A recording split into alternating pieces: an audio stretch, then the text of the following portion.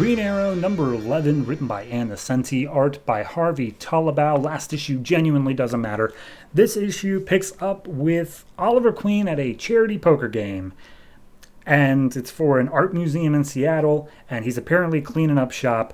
And there are people nearby watching from a bar, and they're like, wait a minute, isn't that Oliver Queen? The guy who disappeared on a plane randomly and has left his company in ruins? Isn't he broke? I guess not. And then Oliver overhears it and says, like, man, stop reading the tabloids. You all suck. I'm fine. And as he's saying this, two people bust in wearing basically Green Arrow garb, but, normal colors. And they immediately, first words as soon as they bust in this place are, we are the 99% and we're here to take it to you, 1%ers. And then they just go on for 3 straight pages talking and like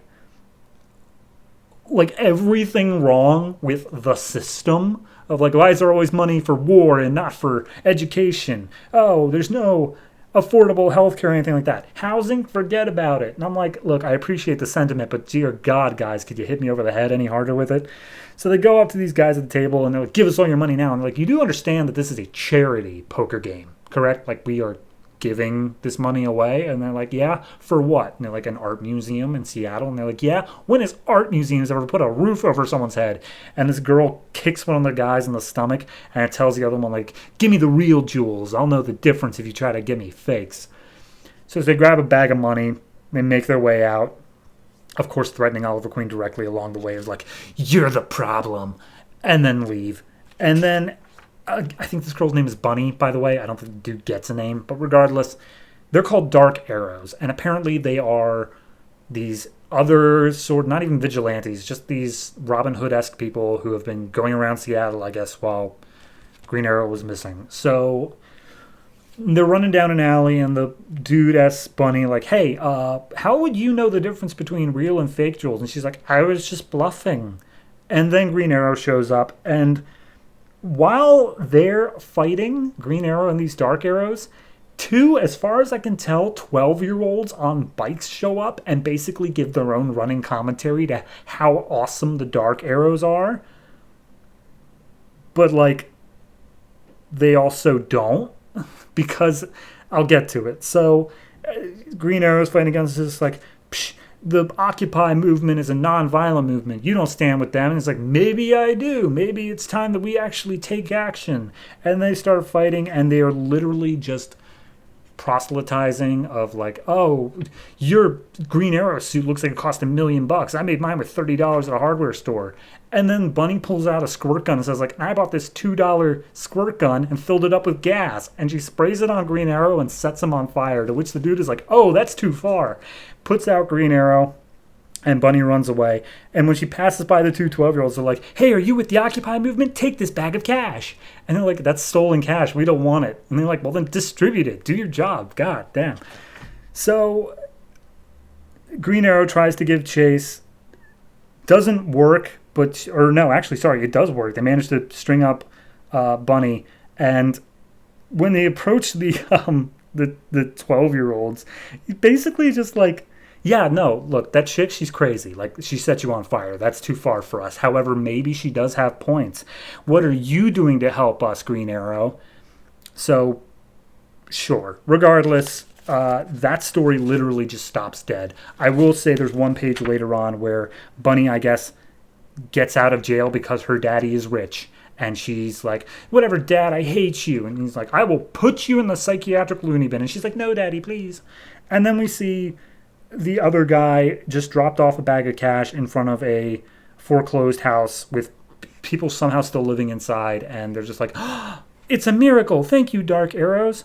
So that happens. Anyway, the other plot entirely starts up, which is basically Green Arrow just kind of at a bar talking about, oh, yeah, the Occupy movement that's doing all these things, and aren't those kids so stupid doing that, just sitting out in the rain for no reason? To which this woman he's talking to is just like, I feel like they kind of stand for a good cause. And he's like, yeah, no, totally, but like, there are better ways to go about it. And he's just like, yeah, okay. Anyway, so that just cuts. Like, there's a mild transition there, and we go to Naomi and Jax, the two people in the chair from Queen Corp, or Q Core, I think it is. And basically, they just chew him out for the last arc when he just flew off on the jet. And they're like, you were declared dead. Your company is in the trash. Like, you're screwed, man. To which Green Arrow, for no reason, because we've never had this before, is like, no, don't you understand? This is all just a test from my dad. You know, my dead dad, who plays 3D chess and must have set up all of this before he died. And Naomi's like, that's fucking stupid. You're an idiot. And if anything, there's one thing that maybe he was protecting you because we have this. And they walk into a room and they see a jet that's like super duper stoked out. And they're like, here's the deal. Some dude in China bought all the shares of your company for super cheap, and he's willing to sell them back to you, but you need to go and meet him face to face to make this deal. And then we see this engineer guy who also was a former State Department liaison, and he can speak Mandarin, and he's just here working on the jet, because why not? So they fly over into Chinese airspace, and he knows that Oliver's Green Arrow, because sure, why not? Let's see if he has a name.